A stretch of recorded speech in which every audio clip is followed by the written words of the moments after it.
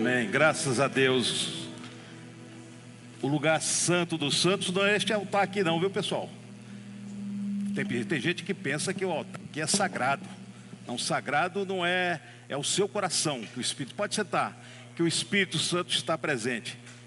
Simplesmente o espaço que nós ocupamos se torna sagrado porque nós somos sagrados. Nós somos habitação daquele que é sagrado, o Espírito Santo. Então, se a igreja se reunir ali na praça, aquele espaço será sagrado. Não a parede, não o templo. Tem gente que tem um medo do templo e entra-se. Tem pessoas que até com o templo até se benzem, né? Então, fazem um sinal da cruz. Mas não, quem é sagrado aqui somos nós, graças a Deus. E o templo e o lugar santo dos santos é o nosso coração, onde Deus está. Amém? Não era assim? Ou não? Ou eu estou dizendo alguma mentira aqui? A Bíblia diz, Emanuel, Deus conosco. Deus está em nós, irmãos, sim ou não? Então seu coração é o lugar santo dos santos, olha. É na presença de Deus. Agora cuida desse coração, cuida da casa de Deus, por favor. Amém, queridos? As crianças venham aqui, por favor. Vamos orar por elas.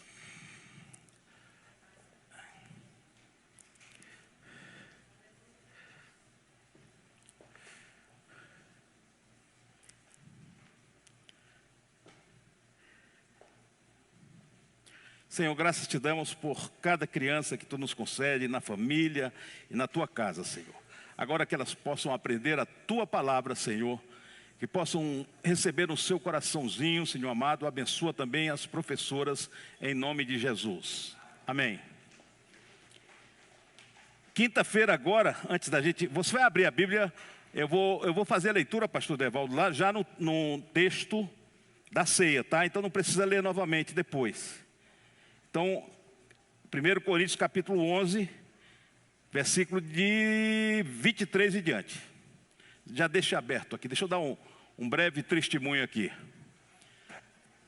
Testemunho que foi bom, virou um testemunho.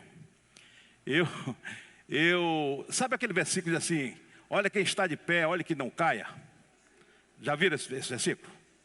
Pois é, eu estava caminhando no parque, e eram as 18h30, e eu sou meio apressadinho. O pastor Ismael sabe, diz quem já caminhou comigo sabe que eu sou meio apressadinho. Tanto que as pessoas não querem caminhar comigo, né, Idon? As pessoas não querem caminhar comigo. Sou meio apressadinho. E nesse dia eu estava meio apressadinho e resolvi cortar um caminho para um lugar que eu nunca tinha andado. E quando eu entrei, irmãos, eu saí catando, pisei numa pedra assim, saí catando, sabe? E acabei beijando o solo pátrio. Caí no chão. Esparramei no chão. E aí eu estava com a dor tremenda aqui, que bati com isso aqui no chão. E eu pensei que tivesse quebrado a costela, mas graças a Deus não quebrou. Fui lá, passei o dia todo no hospital hoje. Mas aprendendo o seguinte, que a gente tem que respeitar a idade da gente. Tá certo que o negócio não está funcionando do jeito que eu estava pensando que está funcionando. Tá? E uma lição para nós. Olha quem está de pé, veja que não caia. Tá certo? Em todos os sentidos da vida, inclusive no parque. Tenha cuidado quando for andar. Amém, queridos? Vamos lá, então. Vamos ler o texto de a primeira carta de Paulo aos Coríntios, né? No capítulo 11, é o texto da ceia que a gente lê normalmente. Deixa eu tirar aqui de perto, porque eu posso jogar no chão esse copo.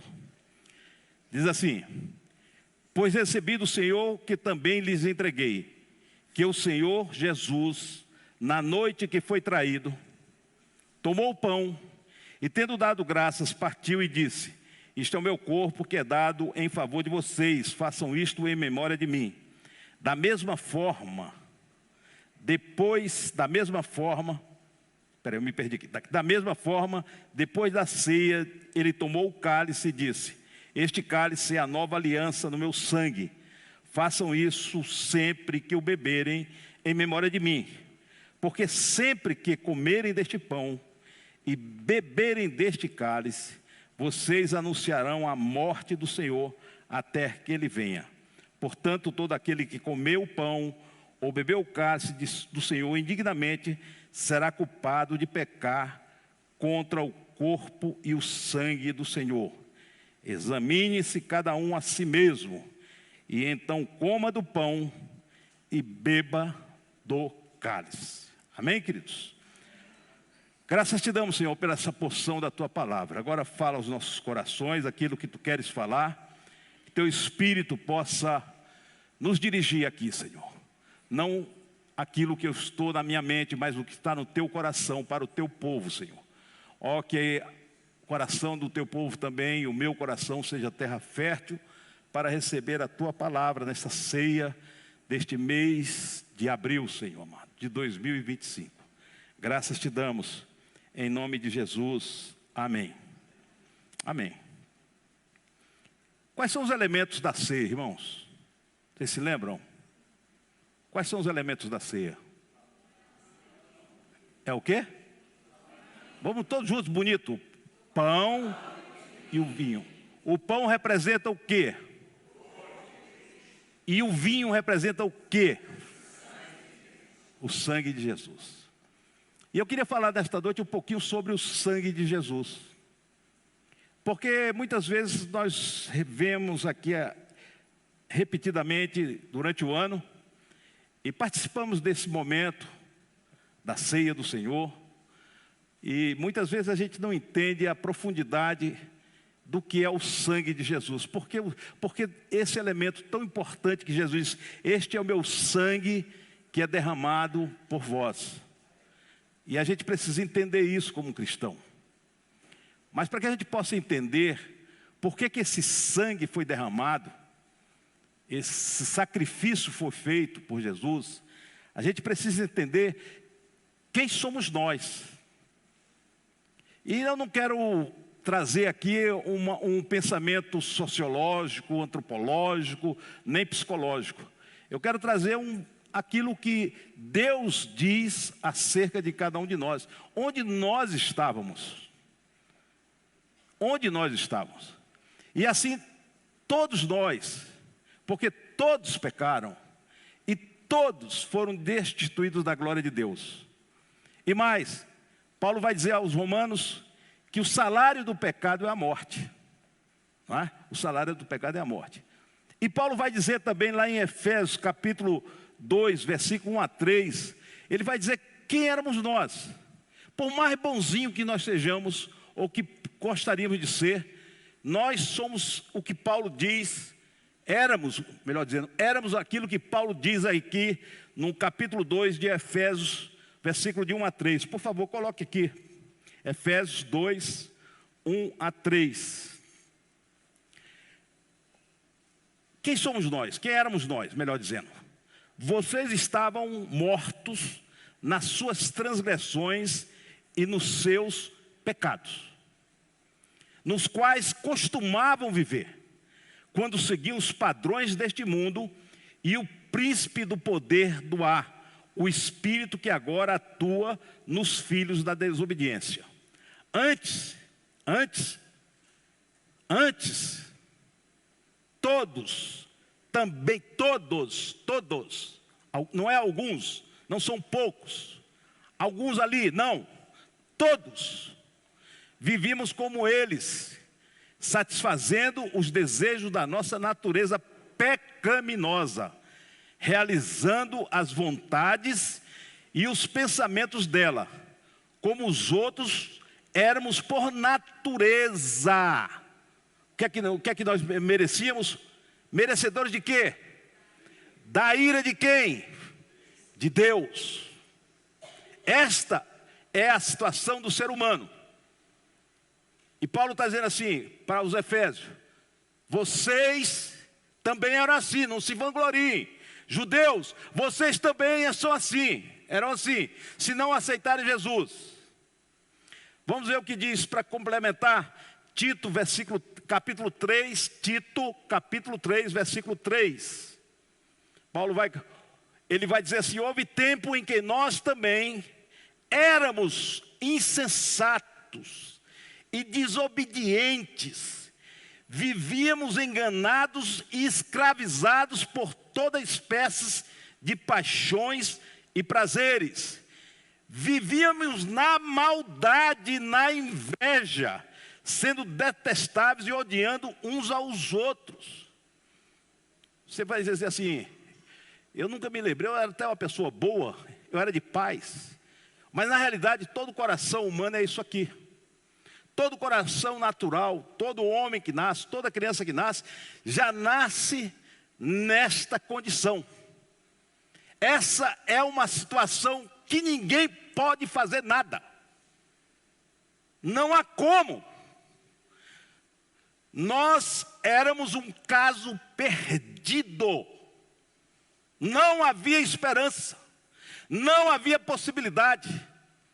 E não havia nenhuma condição de chegarmos lá. Apesar de o homem tentar de diversas formas, né? Através dos sacrifícios, das obras, da lei, da religiosidade, em busca de quê? De se aproximar de Deus. E a gente precisa ter essa consciência. Porque se a gente não tem essa consciência de onde nós estávamos, nós não vamos dar importância aonde estamos. Porque parece que é tudo tranquilo aqui onde estamos agora. Mas todos nós estávamos ali. Não importa a sua raça, a sua cor, não importa a sua situação social, não importa a sua conta bancária, todos pecaram e todos estão destituídos da glória de Deus. Essa situação. E aí a gente vem Jesus e diz assim, celebrem aqui a ceia. Lembre-se que este pão que nós vamos daqui a pouco celebrar aqui, vamos ingerir esse pão, representa o meu corpo, que é partido por vós. E este cálice que vocês vão beber, um suquinho de uva, isso aí representa o meu sangue que foi derramado por vós. Mas que valor esse sangue? O que faz esse sangue na minha vida?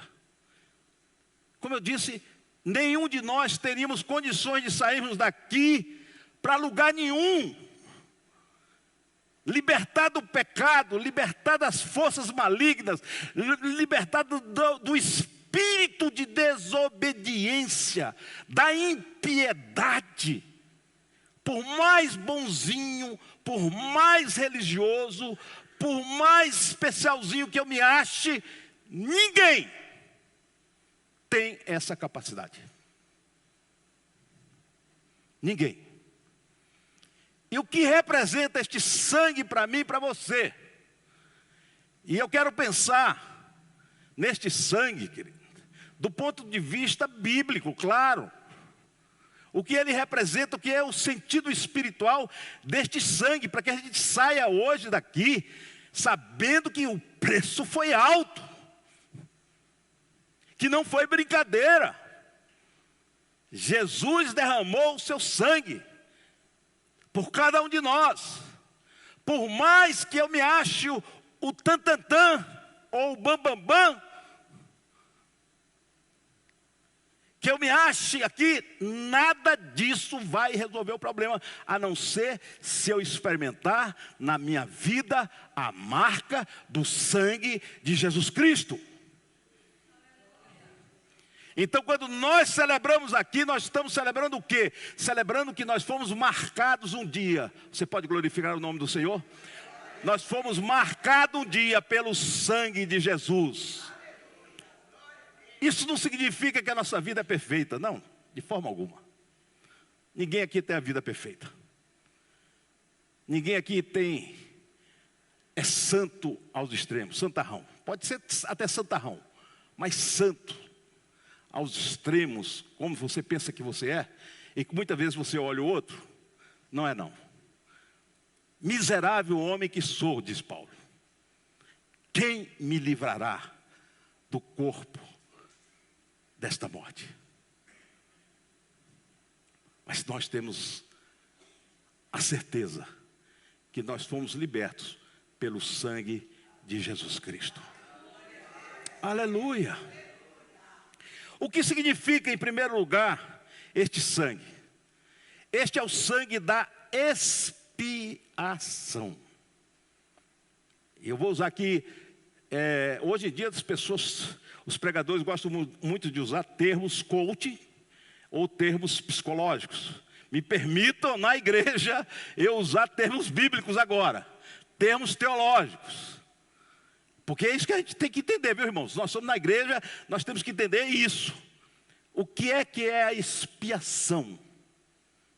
A expiação é o preço do pecado. É retirada do poder do pecado da vida do ser humano. Então, o sangue de Jesus, em primeiro lugar, ele retira a força da natureza pecaminosa.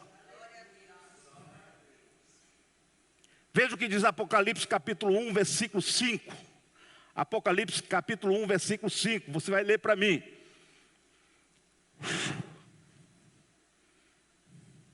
Vamos lá. E da parte, vamos juntos. E da parte de Jesus.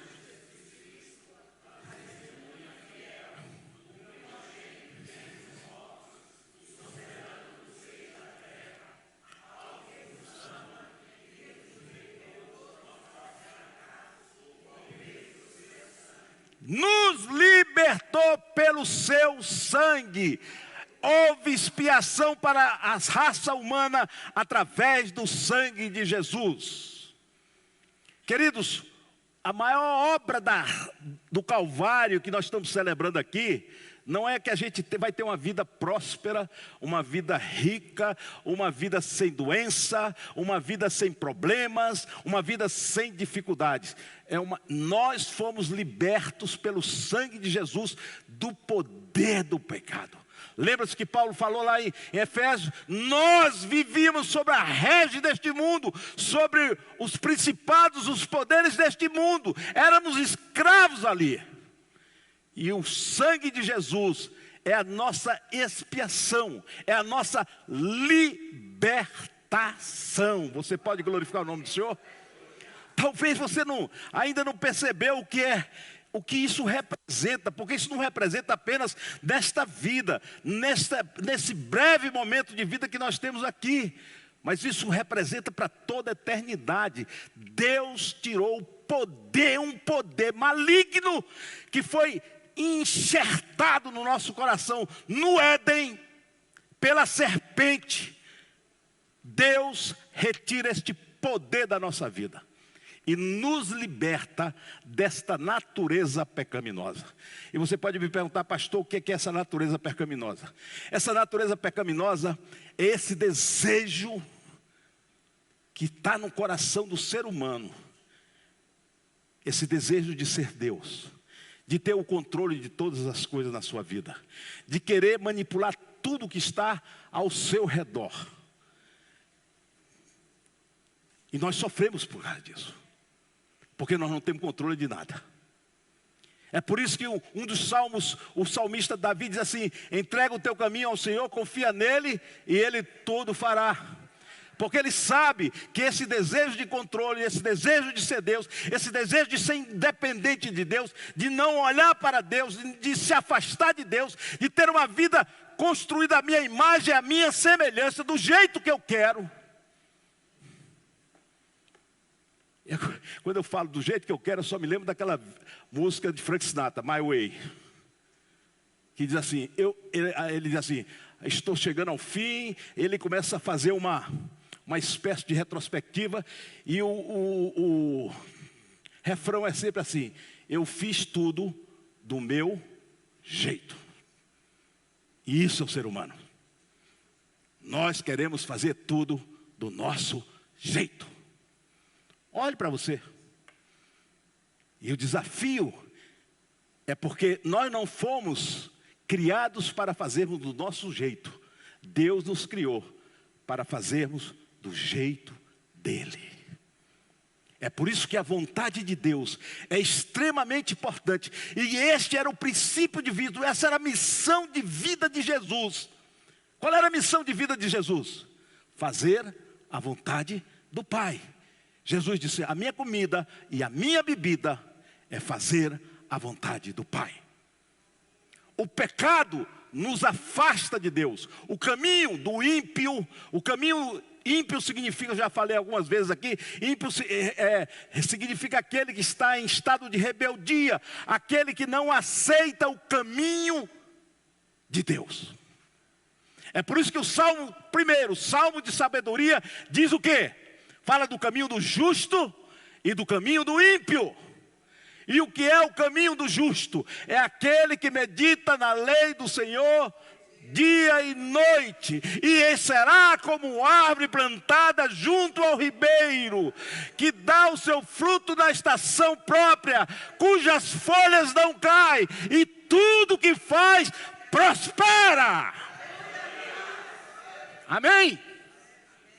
Amém, irmãos? Mas não é assim o caminho dos ímpios. Versículo 6. É como um vento, não sabe para onde vai. O sangue de Jesus nos tira o poder deste pecado. É a expiação. Pá! É poderoso.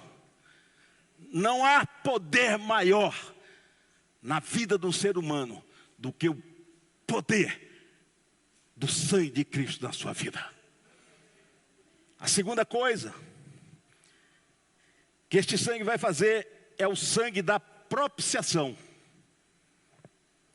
Por um lado o pecado, o poder do pecado. E Deus tira, através do sangue de Jesus, o poder do pecado e a culpa do pecado. Nós estudamos agora, nessa lição passada, agora, não foi isso? Foi a parte que Deus perdoa e esquece, não foi isso que estudamos? Foi no pastoreio, nós falamos sobre isso, não foi? Então, Deus esquece a culpa, não há mais culpa, não há mais nenhuma condenação para aqueles que estão em Cristo Jesus. Que bom, hein? E aí, essa é o poder do pecado. E quando João viu a Jesus, o que é que ele disse? Eis o Cordeiro de Deus que faz o quê? Que tira o pecado do mundo. E agora, em Romanos 3:25, vamos ler Romanos 3:25. Deus ofereceu como um sacrifício para a expiação pelo seu sangue, para ser recebido pela fé de forma a demonstrar sua justiça. Isto porque na sua tolerância deixou impunes os pecados anteriormente cometidos. Na minha versão, volta o 25 nisso, na minha versão, NVI legítima, diz assim, Deus ofereceu como sacrifício para propiciação. Você se lembra do último versículo, capítulo 3, lá do Efésios, que nós lemos? O que é que havia? A gente vivia sobre a ira de Deus. Lembra que nós, versículo 3, ira de Deus. O que é a propiciação? A palavra propiciação significa apaziguar. É Deus retirar a sua ira de sobre cada um de nós. Porque existe a ira de Deus. Olha o que diz, por exemplo, vamos ver Efésios 3, aliás, Efésios 2, já vimos. 1 Tessalonicenses 1:10. 1 Tessalonicenses 1:10. Esperar do céu o seu Filho, a quem ressuscitou dentre os mortos, Jesus, que nos livra de quê, irmãos? Livra de quê? Da ira que há de vir. Você está liberto da ira de Deus sobre sua vida. Sabe o que é? Você está liberto da maldição pelo sangue do Cordeiro. E eu ainda fico impressionado como tem crente fazendo quebra de maldição por aí. Você, a cruz, o sangue de Jesus, já tirou da sua vida todo tipo de maldição. Mas essa nossa necessidade de querer fazer as coisas para Deus, de a gente querer ser a gente mesmo, a gente querer controlar, isso é a natureza pecaminosa. Aí a gente cria rituais, cria coisas para fazermos para Deus, para quebrar as maldições sobre nossas vidas. Eu quero dizer que tudo já foi tirado da sua vida em nome de Jesus. O sangue de Jesus nos livra de toda maldição. Quando nós queremos fazer alguma coisa a mais para Deus, para tirarmos alguma maldição, nos livrarmos de alguma ira de Deus, na realidade, nós estamos dizendo que o sangue de Jesus não é suficiente. Mas o sangue de Jesus é suficiente para quebrar tudo. Na minha vida e na sua vida. Na minha vida familiar, nos meus antepassados, o que for, Deus já tirou sobre cada um de nós esta ira, esta maldição. E nós estamos libertos e livres pelo sangue do Cordeiro. Você pode glorificar o nome do Senhor? E por que você é escravo de tanta coisa? Por que você é escravo de tanta coisa?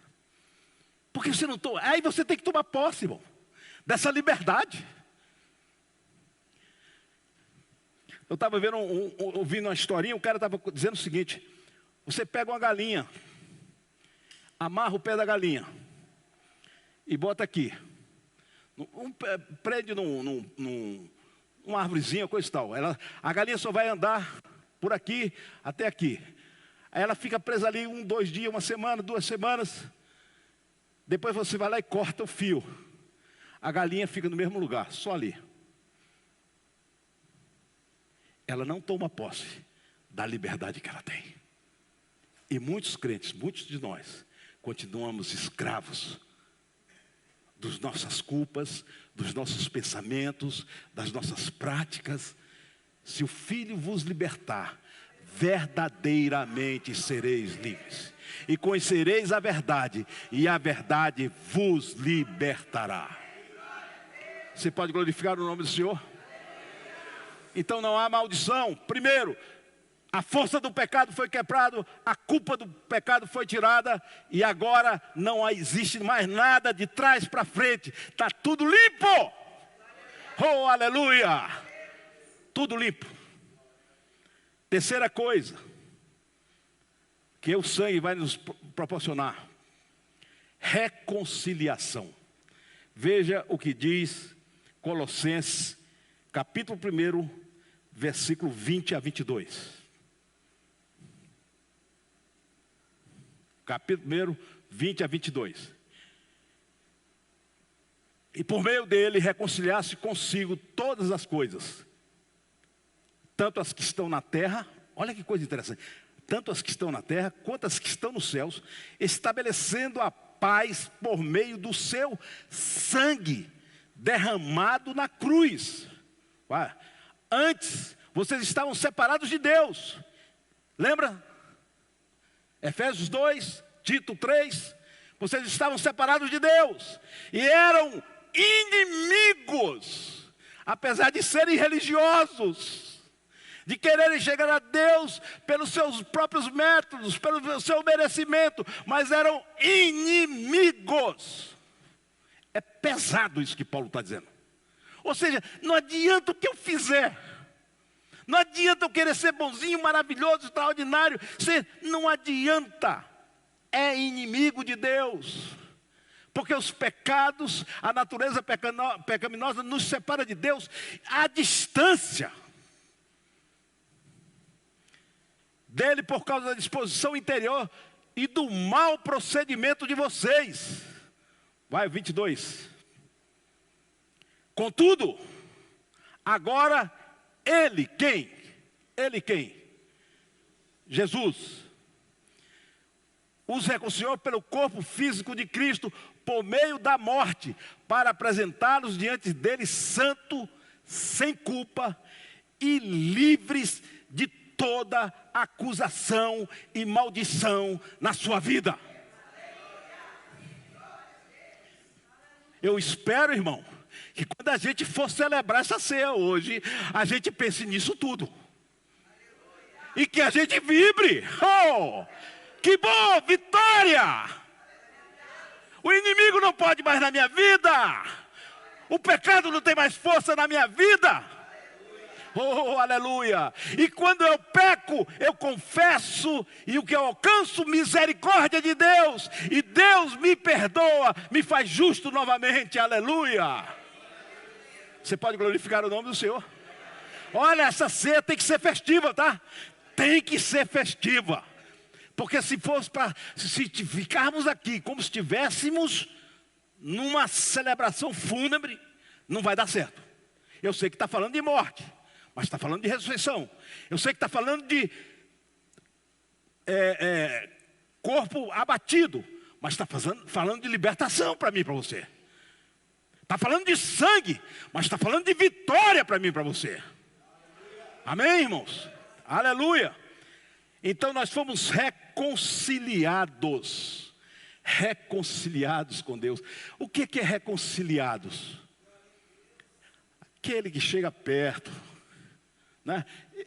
O pastor Ismael falou sobre o Salmo 23, o pastor Isaías falou sobre o Salmo 23, e no Salmo 23, o pastor Ismael falou sobre o pão, não é isso? O pão, o sangue, o cálice transborda, e o óleo, né, sobre a cabeça.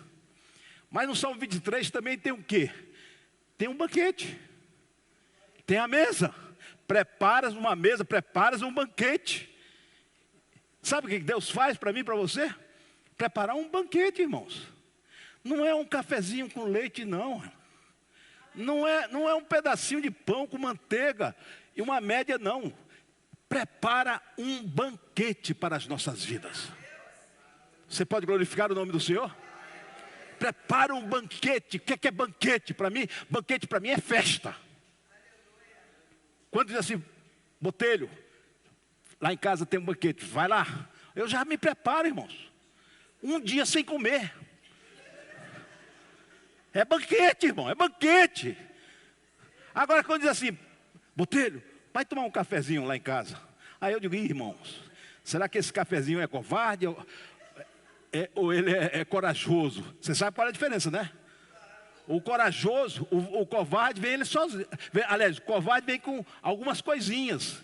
O corajoso só vem um cafezinho, irmãos. Mas é banquete na minha vida. É festa na sua vida. Deus te prepara um banquete, não sou eu, não é ninguém aqui da igreja. É Deus que nos prepara um banquete. E o banquete ou a mesa é o lugar de estarmos todos juntos, sim ou não? Eu nunca vi banquete, só uma pessoa lá no banquete. Não é banquete. Porque o banquete tem que ter comida, e muita, sim ou não? E boa, sim ou não? Tem, mas tem que ter gente. Porque o bom é você estar no banquete. Aí você conversa com um, você se alegra com o outro, aí tem um testemunho ali, aí tem uma festa aqui. Oh, rapaz, você não sabe o que me aconteceu.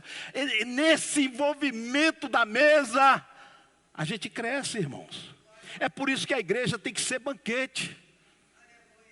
Tá certo? É por isso que eu não concebo.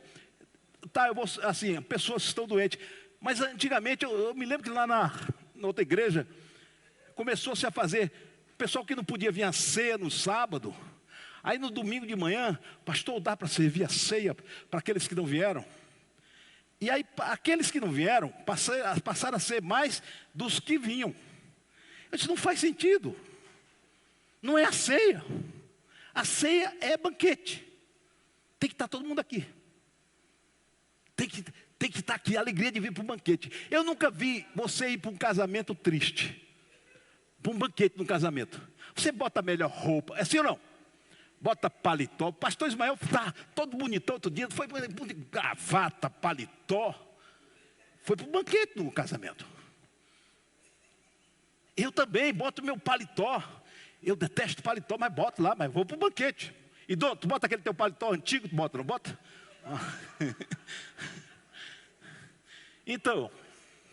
Então, queridos, venha com alegria para o banquete de Deus. Há uma mesa preparada. Há motivo de vitória. Há alegria aqui, sabe por quê? Porque nós fomos lavados e redimidos pelo sangue do Cordeiro. Glorificado seja o nome do Senhor. A outra coisa que o sangue vai fazer é nos justificar. Olha quanta coisa boa ele faz. Ele faz a expiação, ele faz a propiciação, ele faz a reconciliação e agora ele faz a justificação. Veja o que está Romanos 5:9. Romanos 5:9.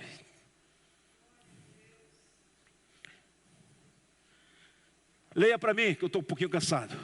Como?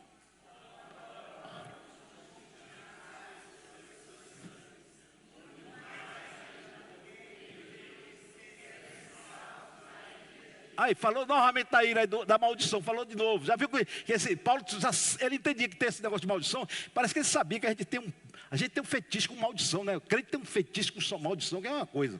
O medo da maldição está quebrado em nome de Jesus, irmãos. Está quebrado no sangue do Cordeiro. Agora fomos justificados. Olha que coisa linda. O que é esse justificado?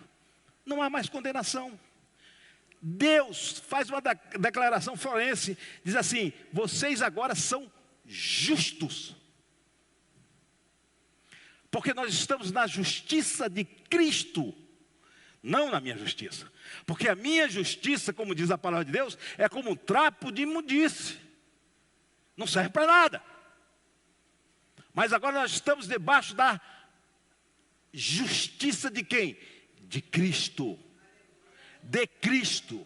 Isso significa que quando Deus me olha, esse cara imperfeito, que peca, que erra, que às vezes fica com raiva no trânsito e tal, aquele negócio todo, e quando ele me olha, ele não olha para mim. Ele olha aqui, vamos dizer que aqui é Jesus. Ele me olha por meio de Jesus. Eu estou aqui. Ele olha e vê quem? Jesus. Não sou eu. Não sou eu aquele cara bonzão, que não peco, que policio a minha vida, retinha diante do Senhor, que eu, como aquele fariseu que batia no peito, eu não sou como esse publicano aí, que não dá dízimo, que não vai aos cultos, eu não sou como esse. E Jesus pergunta: quem alcançou misericórdia? Porque aquele cara que ele estava acusando, batia no peito e dizia: miserável homem que sou miserável. Sabe, irmãos, é simplesmente a misericórdia, a graça de Cristo na nossa vida. Nada mais do que isso. Nada mais. E nessa caminhada aqui do sangue de Jesus, tudo isso Deus preparou. E tudo isso é uma coisa que é feita pela fé. É fé. É crer. Não precisa fazer nada. E aí a gente tem uma dificuldade grande. Porque a gente tem que estar no controle. E aí a gente precisa dizer: eu tenho que fazer alguma coisa. Mas não precisa. É crer. Como creu Abraão e foi lhe imputado como justiça. É por isso que Abraão é o quê? O pai da fé. Todos nós somos filhos de Abraão. A família de Abraão, do ponto de vista humano. E aí, você crê. Como é que eu faço isso? Aceita. Decide por Jesus. Aliás, eu estou tentando tirar essa palavra do meu vocabulário, aceitar Jesus.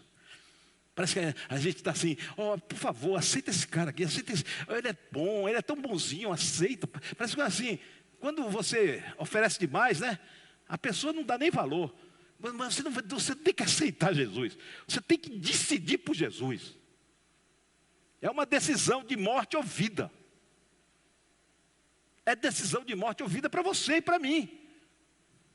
Não é uma opção. É uma decisão que você tem que tomar.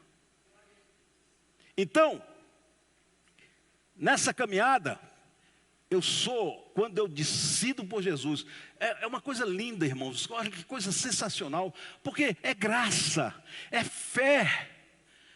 É a graça de Deus que é derramada. É a graça que bateu na minha porta e na sua porta. Que você decidiu pela fé abraçar esta graça que é Jesus Cristo. Que você disse: eu quero esta graça na minha vida. Oh, aleluia! E você abraça essa graça pela fé. E você daqui está com Jesus na sua vida. E Jesus não te larga, porque Ele disse: aquele que vem a mim, de maneira alguma lançarei fora. Embora você queira se esbater para um lado, querer sair dos braços de Jesus, Jesus está sempre de braço aberto. É o pai da parábola do filho pródigo, que está sempre para me abraçar e te abraçar, irmãos. Isso é graça, graça de Deus. Celebrar o banquete é o banquete da graça, é o banquete da misericórdia, é o banquete do amor, é o banquete da justificação, é o banquete do sangue de Jesus Cristo. Aleluia. Aleluia. Mas enquanto a gente não tiver consciência que nós estávamos ali escravos deste mundo aqui, sabe? Muitas vezes nós nos portamos como aqueles escravos, aqueles que saíram do Egito. Eles saíram, mas estavam tão acostumados a ser escravos, que começaram a ter saudade do coentro, saudade de não sei o quê, o que lá era melhor, que lá era, os caras sofriam, eram mortos, perseguidos. Imagina que coisa doentia. E Deus vem com um braço forte, com graça, e arranca este povo do meio do Egito, no meio da escravidão, e tira esse povo e vai formar uma nação dele. Você pode glorificar o nome do Senhor? É isso que Deus está fazendo com a minha vida e com a sua vida. Nós estávamos ali no Egito, com cara de escravo, pensando como escravo, sendo escravo, e vem a graça de Deus na nossa vida e nos liberta. E tudo isso faz parte da libertação. Quando faz expiação, a propiciação, a reconciliação, a justificação, aí Deus quer que vai fazer? Isso acontece de maneira automática. Automática. É no momento que eu digo: quero essa graça, tudo isso baixa em cima de mim. Puf! Assinado por Jesus Cristo, com tinta de sangue na minha vida e na sua vida. Sabe o que acontece agora, irmãos? Quando você diz: eu quero Jesus na minha vida, sabe o que Ele faz? Jesus diz: opa, vem para cá. Agora eu vou te dar um selo que você vai me pertencer. Eu vou dar um selo que o mundo espiritual vai saber que você não mais pertence a Efésios capítulo 2, versículo de 1 a 3. Mas agora você é liberto. Bote versículo 4 e 5 lá na frente, por favor. Efésios capítulo 2. Todavia, vamos lá, leu para mim. Todavia.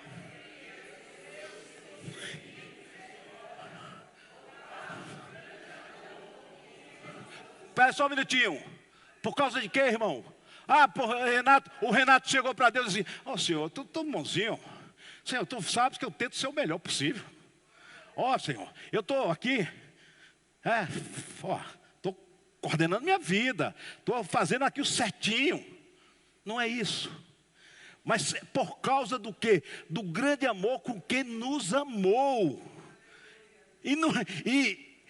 Ninguém aqui tem mais pecado ou menos pecado, porque na realidade todos nós pecamos, porque carecemos da misericórdia de Deus e acabou. O pastor não tem irmão, se tomar cuidado aqui, eu posso ter mais pecado do que vocês. Mas eu sei de uma coisa: eu tenho a misericórdia de Deus na minha vida. Eu tenho a graça de Deus na minha vida. Eu busco o sangue do Cordeiro na minha vida. Aleluia, vamos lá. Nos amou, o que é que Ele fez? Deu-nos o quê? Como é que a gente estava, pessoal? Como é que a gente estava antes? Mortos em nossos delitos e pecados. Espiritualmente mortos, fisicamente mortos, socialmente mortos, economicamente mortos. Você é um morto. É um morto. E o que acontece agora? Ele deu-nos o quê? Vamos lá, vida. Leia, irmão, por favor. Não, trocou. Ah, sim, desculpe. Volta aí, por favor. Deu-nos.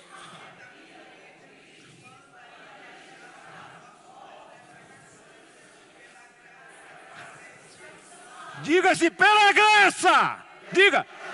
Mais alto. Pela graça. Eu sou salvo. Aleluia. Vamos lá. Deus nos ressuscitou com Cristo e com Ele nos assentou nas regiões celestiais em Cristo Jesus. Você estava lá no fundo do poço, não havia nada para você nessa vida, não tinha sentido, não tinha nada. Ele veio e te catou lá no fundo do poço, te arrancou de lá, nos lugares celestiais, colocou junto dele. Ele não te abandonou, mas Ele está ali com você o tempo todo. Você pode glorificar o nome dele? Vai ter festa daqui a pouco, vai ter banquete. Aleluia, eu quero que você celebre isso. Aleluia. Mas vamos em frente, vamos ver o que ele diz mais. Para mostrar o quê?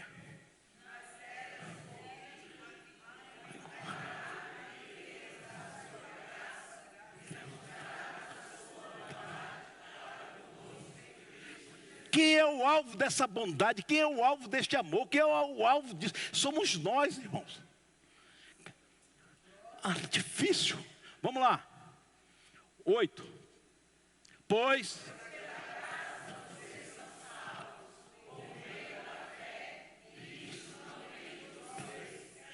é Deus na nossa vida, unicamente Deus na nossa vida.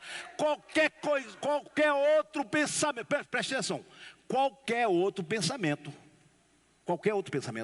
é arrogância. E arrogância é a semente da serpente. Qualquer outro pensamento que você se achar é arrogância no seu coração. E essa arrogância é fruto sempre da semente da serpente. Versículo 9. Não por obras, está vendo? Não por obras. É o que eu acabei de falar, para que ninguém se glorie. Mas o quê? Porque nós somos feitos o quê?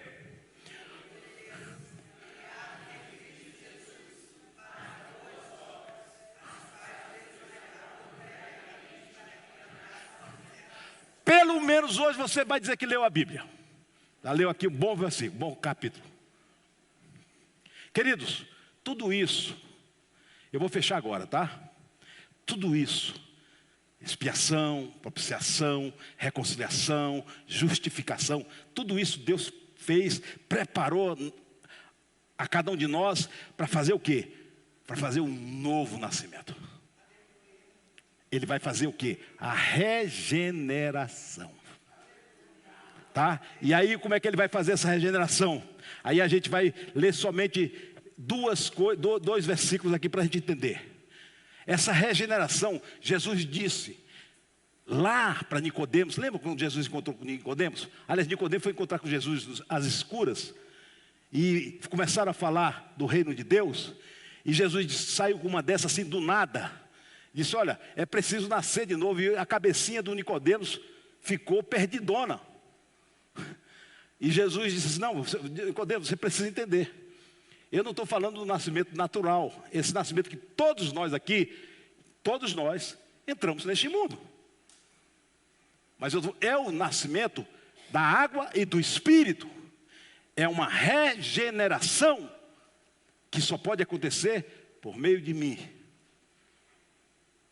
E a gente só entra no reino de Deus. Irmãos, a igreja, ela pode ser o reino de Deus. Nem sempre a igreja é o reino de Deus. Para ela ser o reino de Deus, ela tem que agir como o reino de Deus. Ela tem que parecer o reino de Deus. Ela tem que tentar ser o reino de Deus. E esse é o nosso desafio. Você está entendendo por que o diabo quer desvirtuar tanto a igreja? Não é? Agora tem a igreja Tov. Já ouviu falar da igreja Tov? A igreja boa. onde as pessoas, principalmente a liderança, precisa ser avaliada se não é uma liderança tóxica. É uma ideologia progressista que toma conta da igreja. Aquele pastor Paulo Júnior, ele parece que foi vítima da leitura desse livro. Eu não sei, a vida dele eu não sei. Mas ele reconheceu lá os pecados dele de arrogância. E eu vi o testemunho da igreja dizendo, eu estou aqui dizendo que eu vi no testemunho da igreja, dizendo que não foi adultério. Porque a primeira coisa que pastor sai e pede perdão, a primeira coisa que vai para a cabecinha do membro, o que é? Adulterou, pastor adulterou. E ele foi nobre em dizer que era uma pessoa arrogante, uma pessoa manipuladora, dominante, e que ele estava agindo não conforme Deus, e pediu perdão e reconciliação da igreja. Mas nós não estamos aqui falando disso. Mas o que eu quero te falar para você é que a igreja precisa saber por onde anda, irmãos. O reino de Deus. Nós somos reino de Deus. Nós somos o reino de Deus. É só uma criança, pessoal. Vamos para cá. Alô, câmbio. É só o reino de Deus, nós somos o reino de Deus. A nossa luta é para ser reino de Deus. É para ser luz do mundo e sal da terra. É para andar com Jesus. Oh, aleluia. Para ser transformado de glória em glória na imagem de Cristo. É para ter uma nova mentalidade. Não a mentalidade terrena, mas a mentalidade do céu. Paulo diz assim, vocês que ressuscitaram com Cristo, pensem nas coisas do alto. Tem uma mentalidade do alto. Tem a mentalidade do reino. Tem essa mentalidade. E aí é o novo nascimento. Que é essa regeneração. Eu ouvi uma vez o pastor dizendo que a história do homem são 3 verbos. 3 verbos. O primeiro verbo é lá em Gênesis. Geração. Deus fez o homem. O segundo verbo é degeneração. A serpente degenerou o homem. E o terceiro verbo é regeneração.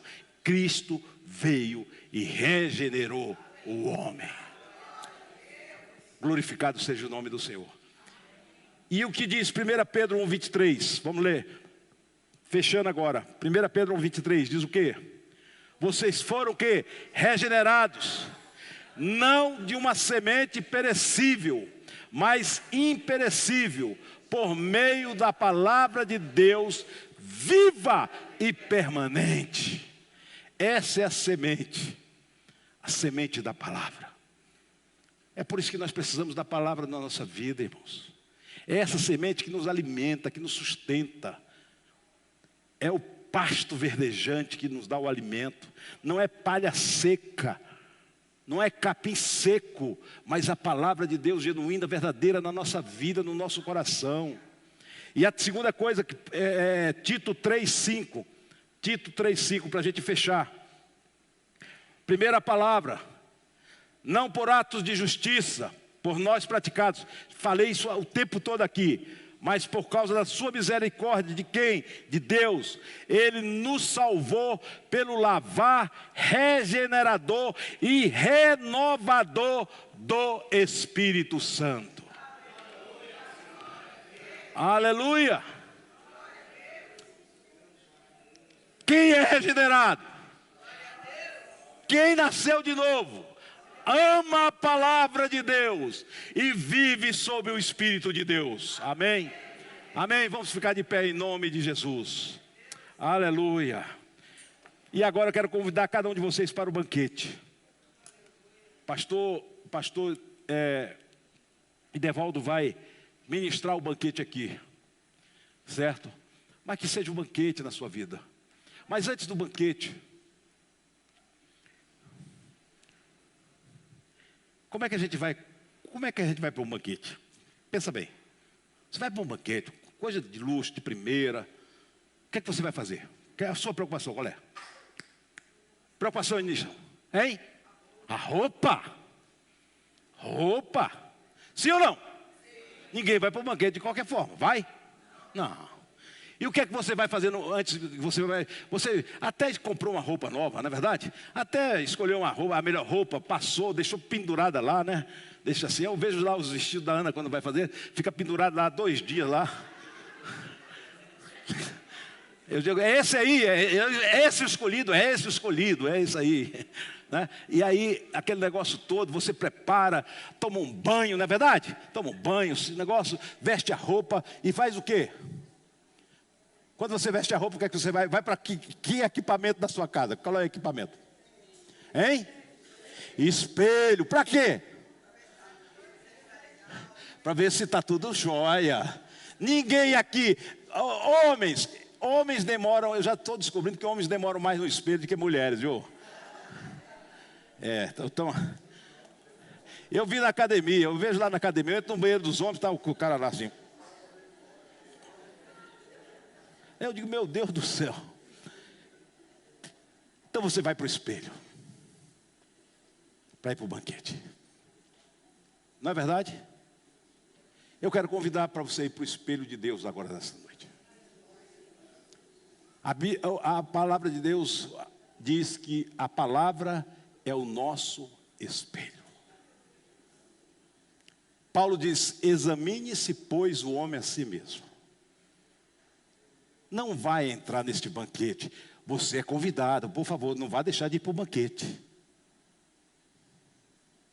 Mas examine, vamos olhar para o espelho agora. E assim eu não quero que você pense assim, eu falei um nome feio, eu disse uma mentira. Eu não quero isso. Eu quero que você se avalie no seguinte processo.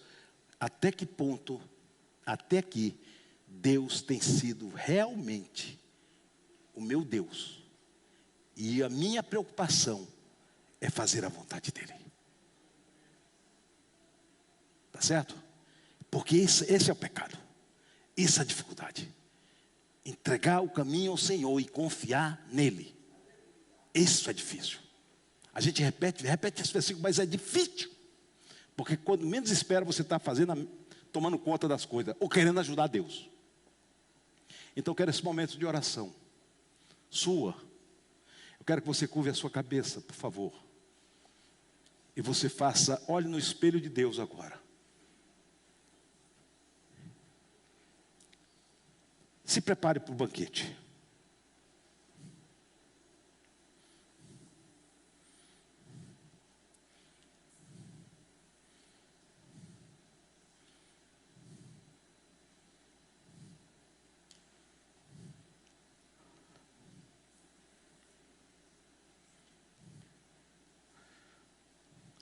Se tiver algum problema, o sangue do Cordeiro está neste lugar. Se tiver alguma dificuldade, o Espírito Santo está neste lugar. Se precisar de ajuda, a palavra de Deus está neste lugar. Senhor, nós somos teus servos, Senhor. Nós fomos alcançados pela tua misericórdia, pelo teu grande amor, Senhor. Nós reconhecemos que não somos nada diante de ti, Senhor. Que se não fossem as tuas misericórdias se renovarem a cada dia, nós seríamos consumidos, Senhor. Mas, Senhor, olha para dentro do nosso coração, Senhor. Vê se há caminhos que não são os teus, Senhor. E nos guia por caminhos retos, Senhor. Ó, Senhor, dá-nos o desejo no nosso coração de fazer a tua vontade, Senhor. Mais ainda, Senhor, ensina-nos, Senhor, a fazer a tua vontade. Nós carecemos, Senhor, do teu Santo Espírito. Nós carecemos, Senhor, da tua palavra, do lavar da tua palavra em nossas vidas, Senhor. Nós carecemos, Senhor amado. Nós carecemos do sangue do Cordeiro para nos purificar de todo pecado, Senhor. E nós te louvamos, Senhor, e queremos entrar neste momento de festa, neste momento de alegria, de servirmos o pão e o cálice, Senhor, em memória do teu Filho Jesus. Mas queremos celebrar uma festa diante dele. Queremos nos alegrar com ele, Senhor. Que teu Espírito possa nos conduzir neste momento. Que a tua graça, Senhor, seja derramada em corações aqui. A tua alegria, a alegria do Senhor é a nossa força, Senhor. Se alguém desanimado, Senhor, traz ânimo, Senhor. Se alguém triste, traz alegria do Espírito, Senhor. Mas que tu possa visitar cada coração aqui nesta noite. Nós somos teus servos e glorificamos o teu nome. Em nome de Jesus. Amém. Amém.